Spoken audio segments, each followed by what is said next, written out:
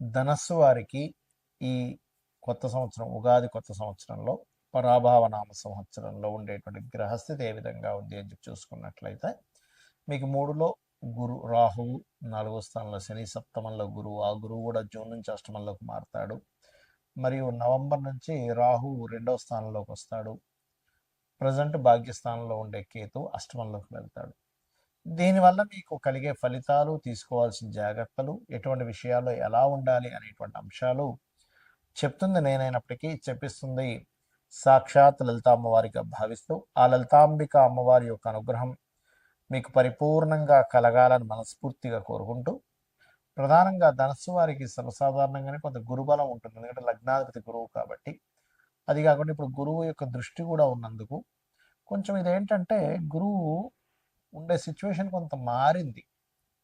మారినందుకు ఏంటంటే ప్రధానంగా ఈ గురువు యొక్క ప్రభావం ఎప్పుడైతే మారిందో ఇది వివాహ సంబంధించిన సంబంధాలు తెస్తూ ఉంటుంది. జీవిత భాగస్వామి విషయంలో కొంత స్ట్రెస్ ఉంటుంది, వివాహ విషయంలో స్ట్రెస్ ఉంటుంది, అనుకూలత ఉంటుంది. 2 రకాలుగా ఉంటాయి. ఎందుకంటే దిస్వభావ రాశులు అంటారు, డియోల్ సైన్స్. డియోల్ సైన్లో ఎప్పుడైతే గురువు ఉన్నాడో ఇటువంటి ఫలితాలు ఇవ్వనుంది.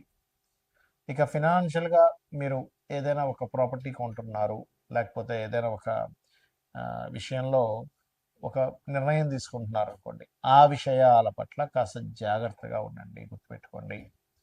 ఇక మరొక విషయం ఏంటంటే ఇక్కడ గమనించినట్లయితే ఈ రాశి వారికి ప్రధానంగా మీరు చూసుకోవాల్సింది ప్రాపర్టీస్ తీసుకోవడము, లేనట్లయితే ఏదైనా కన్స్ట్రక్షన్ ప్రారంభించడము, వాహనం కొనడము, ఇట్లాంటి విషయాలు చాలా జాగ్రత్తగా ఉండాలి. మరియు నవంబర్ నుంచి ఎప్పుడైతే మీకు కేతు అష్టమంలోకి వెళ్తున్నాడు, జలరాశుల్లోకి వెళ్ళే కేతు కాబట్టి నవంబర్ నుంచి ఒక 1.5 year ఆఫ్ టైం వాటర్ ప్లేసెస్కి వెళ్ళినప్పుడు కొంచెం జాగ్రత్తగా ఉండండి, నవంబర్ నుంచి పర్టికులర్గా. అయితే అర్ధాష్టమ శని నడుస్తుంది కదా అని అనుకునేటువంటి వారు మీరు తీసుకోవాల్సిన జాగ్రత్త మాత్రం ఒకటే, నేను ఈ పని చేయడం వల్ల అవసరంగా నిందపడతానా, జాగ్రత్తగా ఉండండి. గృహం కానీ, వాహనం కానీ, ఫ్యాక్టరీకి సంబంధించిన ఏదైనా ఒక మిషనరీ కానీ తీసుకునేటప్పుడు తొందరపడి ఏమైనా తీసుకుంటున్నానా, ఏమైనా మోసపోతానా చూసుకోండి. అలాగే కాస్త మీకు రాహు 3లో ఉన్నందుకు ధైర్యంగా ఏ పనైనా సరే చేయగలుగుతారు. జూన్ లోపల కొంత సంబంధాలు కూడా వివాహం కోసం చేసే ప్రయత్నం ఫలిస్తుందని చెప్పుకోవచ్చు.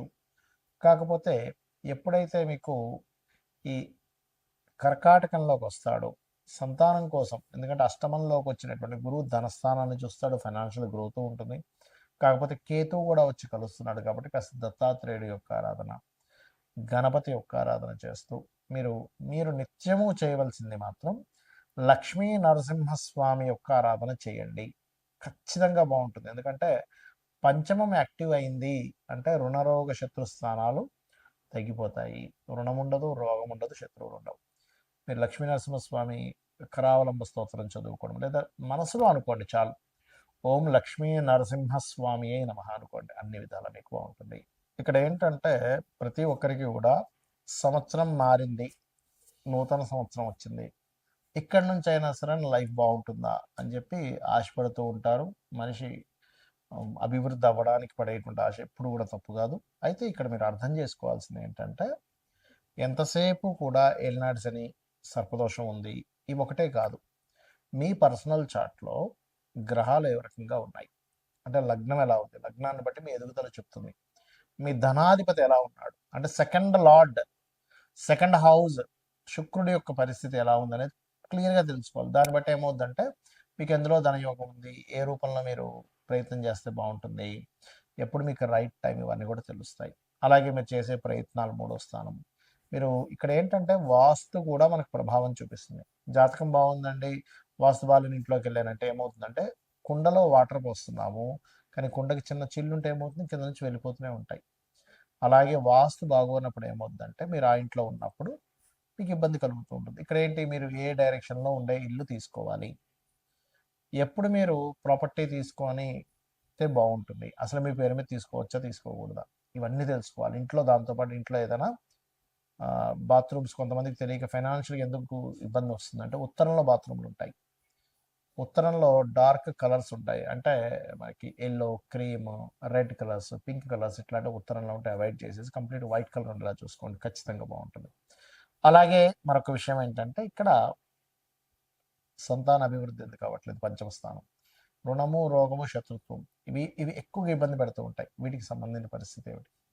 అలాగే మరొక విషయం ఏంటంటే ఇక్కడ వివాహం అయ్యే సమయం, రెండు వివాహాల యోగం ఏమైనా ఉందా? అసలు జీవిత భాగస్వామితో వివాహం విషయంలో ఎందుకు ఇద్దరి మధ్యన సరైన కమ్యూనికేషన్స్ ఉండట్లేదు? ఎందుకు మీ ఇద్దరి మధ్యన మాటికి ఏదో గొడవలు జరుగుతున్నాయి? ఇవన్నీ కూడా మీ పర్సనల్ చార్ట్లో వెరీ క్లియర్గా ఉంటుంది. కాబట్టి ఈ యొక్క అంశాలలో మీరు గనక ప్రయత్నం చేసినట్లయితే దాన్ని తెలుసుకొని ఖచ్చితంగా సక్సెస్ ఉంటుంది. అదేవిధంగా వివాహం తర్వాత ఉదాహరణకి వివాహం ఈ సంవత్సరం లేదు అనుకున్నప్పుడు ఆ టైం వేస్ట్ అవుతుంది. ఏ సంవత్సరం ఉందో ఆ సంవత్సరం చేసుకోండి. అలాగే విదేశాలకు వెళ్ళే యోగం ఉందా లేదా? అసలు మీకు జాబ్ సంబంధించిన విషయంలో ఎందుకు ఇబ్బంది అవుతుంది? కెరీర్లో ఎందుకు సెటిల్ లేకపోతున్నారంటే ఒక్కోసారి కొంతమందికి బిజినెస్ యోగం ఉంటుంది, అప్పుడు సెటిల్ అవ్వలేరు, అలా ఉంటుందన్నమాట. అయితే ఇక్కడ మరొక విషయం ఏంటంటే ఈ సంవత్సరం ప్రధానంగా మీరు ఈ ఆదాయము, వ్యయము, రాజపూజ, అవమానాలు వీటికంటే కూడా ఒకటే గుర్తుపెట్టుకోండి, మీకు ఆదాయం బాగా రావాలి. ఓం సంపత్కరీ సమారూఢ సింధుర వ్రజ సేవితాయ నమః అని మంత్రం చేసుకోండి. అప్పులు ఎక్కువగా ఉన్నాయి, ఓం అపర్ణాయ నమః అని మంత్రం చేసుకోండి. బిజినెస్లో ఇంప్రూవ్మెంట్స్ రావాలి, ఓం ఇంద్రగోప పరిక్షిప్త స్మరతోనా భజంగికాయ నమః. అయితే ప్రతిదీ కూడా 45 మినిట్స్ చేయండి. చాలామంది ఏం చేస్తారంటే 5 నిమిషాలు చేశానండి, నాకు రిజల్ట్ రాలేదంటారు. చిన్న ఎగ్జాంపుల్ చెప్తాను. అన్నం పొయ్యి మీద కుక్కర్ పెడతాం, 20 మినిట్స్ పడుతుంది కరెక్ట్గా మీకు అది ఉడకడానికి. 5 నిమిషాల్లో నాకు ఉడకాలంటే ఉడకదు. అలాగే ప్రతి దానికి కూడా ఒక ఎనర్జీ ఫామ్ అవ్వడానికి సమయం పడుతుంది. అలా మీరు ఒక 45 నిమిషాలు కనుక చేయగలిగితే ఖచ్చితంగా దాని ప్రభావం అనేటువంటిది ఉంటుంది మీ మీద. అదేవిధంగా ఈ సంవత్సరం మనకి నవనాయకుల్లో తీసుకుంటే కూడా రాజు, మంత్రి, సేనాధిపతి, అర్ఘ్యాధిపతి ఇలా వీళ్ళు ఒక్కొక్కరు ఒక్కో దానికి అయినందుకు గురువు రాజు అయ్యాడు. జూపిటర్ యొక్క పరిస్థితి బాగోలేదు. నేను గతంలో చాలా రోజుల క్రితం చెప్పాను, 2-3 నెలల క్రితం కూడా చెప్పాను, గురు రాశిలో శని ఉన్నాడని. దీనివల్ల అనేకమైనటువంటి జన నష్టం ఉంది. కాబట్టి విదేశాల్లో ఉండేటువంటి వారు మరింత జాగ్రత్తగా ఉండాలి. అది యుద్ధాల వల్ల అనుకోండి, కొన్ని రోగాల వల్ల అనుకోండి, విశేషమైనటువంటి జన నష్టం జరగనుంది, గుర్తుపెట్టుకోండి. ఇది ఆల్రెడీ మనకి ఎప్పుడు డిసెంబర్, ఫిబ్రవరి టైంలో కూడా మనం చెప్పాము. కాకపోతే ఎందుకంటే ఇప్పుడు నెక్స్ట్ కొత్త సంవత్సరానికి కూడా ఈ యొక్క గురువే రాజు అవుతున్నాడు. అదేవిధంగా నీర్సాధిపతి కూడా గురువు అవుతున్నాడు. కాకపోతే వర్షాధిపతి చంద్రుడైనందుకు కాస్త చక్కగా వర్షాలు అయితే బాగా పడతాయి, ఎక్కువ రోజుల వర్షాలు కూడా ఉంటాయి. కొంచెం ఈ పంట పొలాలు లేకపోతే ఈ ధాన్యాలకు ఎక్కువగా డిమాండ్ అనేది పెరుగుతుంది. ధాన్యాలకు గుర్తుపెట్టుకోండి, ధాన్యానికి ఎక్కువ డిమాండ్ పెరగనుంది. కాబట్టి ఈ యొక్క విషయాల పట్ల కాస్త మీరు అప్రమత్తంగా ఉండండి. జనాలు బంకర్స్లో దాచుకునేటువంటి సమయం రానుంది, గుర్తుపెట్టుకోండి.